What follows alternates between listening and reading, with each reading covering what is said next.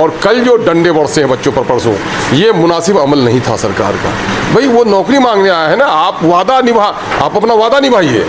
आप अपना वादा नहीं निभा रहे हैं। किसी के पास अगर आपने पैसा रखा है, उधार दिया है, और अगर वो समय पर नहीं देता है तो 4 गाली देने का आपको हक है, उसका गिरबान पकड़ने का हक है आपको। लेकिन जो आपके पास पावना पाता है उसको आप धमका नहीं सकते हैं। ये इसका तो आपने इसके लाइफ को, इसने टीचर बनने के लिए टेट का एग्ज़ाम, सीटेट का एग्ज़ाम पास किया, ट्रेनिंग की, और आज 5 साल 7 साल से नौजवान हमारे तैयारी कर रहे हैं, और जब उनकी बहाली का वक्त आता है आप सही तो पर एग्ज़ाम कंडक्ट नहीं कर रहे हैं, तो गवर्नमेंट का ये फेलियर है।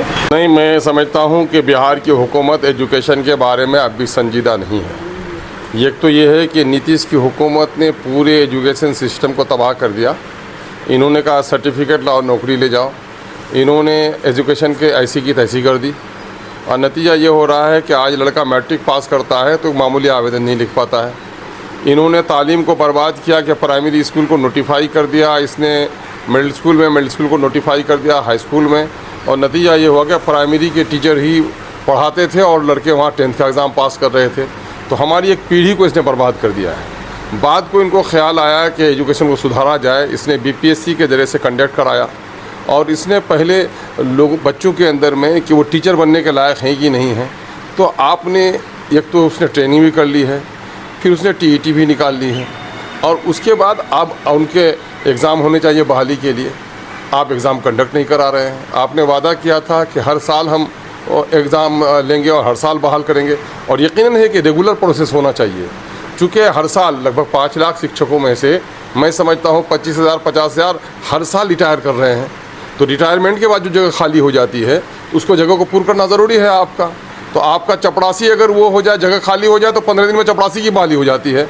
और गरीब मज़दूरों के बच्चों को पढ़ाने वाले टीचरों की जो जगह खाली पड़ी है उस पर आप बरसों से बहाल नहीं कर रहे हैं। तो मैं समझता हूँ ये सरकार की लापरवाही है, इल्म दुश्मनी है, तालीम दुश्मनी है, एजुकेशन के साथ इंसाफ नहीं है। और बिहार उस वक्त तक आगे नहीं बढ़ सकता जब तक कि बिहार की नई पीढ़ी को प्रॉपर एजुकेशन नहीं दिया जाए।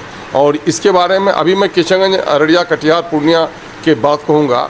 अभी टीचरों का जो ट्रांसफ़र हुआ है, चूँकि ये इलाका शुरू दिन से तालीमी एतबार से पिछड़ा रहा है, तो जाहिर है कि यहाँ टीचर भी कम थे। यहाँ के जो टीचर आरा, छपड़ा, सिवान में बहाली हुई थी, जब इन लोगों का ट्रांसफ़र का मामला हुआ होम डिस्ट्रिक्ट में भेजने का, तो यहाँ जितने लोग पहले बहाल हुए थे, आज यहाँ से गए 300 टीचर, आया 50 टीचर, 250 टीचर की जगह खाली। मैंने यहाँ 70% वैकेंसी हो गई है, वो लोग जो टीचरों का ट्रांसफ़र हुआ है।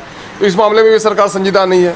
बच्चों का एजुकेशनल जो कैलेंडर है वो सफ़र कर रहा है, तो इसका एग्ज़ाम होना चाहिए, फौरी तौर पर होना चाहिए।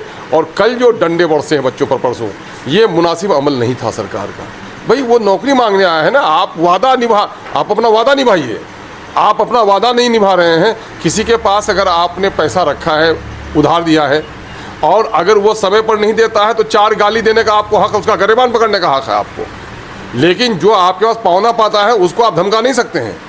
ये इसका तो आपने इसके लाइफ को, इसने टीचर बनने के लिए टेट का एग्ज़ाम, सीटेट का एग्ज़ाम पास किया, ट्रेनिंग की, और आज 5 साल 7 साल से नौजवान हमारे तैयारी कर रहे हैं, और जब उनकी बहाली का वक्त आता है आप सही तो पर एग्ज़ाम कंडक्ट नहीं कर रहे हैं, तो गवर्नमेंट का ये फेलियर है, एजुकेशन सिस्टम का फेलियर है। और डंडे चला रहे हैं लड़कों पर, मारा ऐसे, चोर और डाकू को नहीं मार सकते इस तरह से अभ्यर्थियों को मारा है इन्होंने। ये इसकी मैं पूरी तौर पर निंदा करता हूँ, ये बहुत ही गलत है। और हम लोग मिलेंगे अनकरीब, चूँकि अभी इनको मंत्री हुए हैं। मैं आइंदा हफ्ता अभी एजुकेशन की मीटिंग भी रखा हूँ। मैं इस मामले में गंभीरता के साथ वज़ीर से और कंसर्निंग मिनिस्टर से और उसके ACS से मैं बात करूँगा इंशाअल्लाह।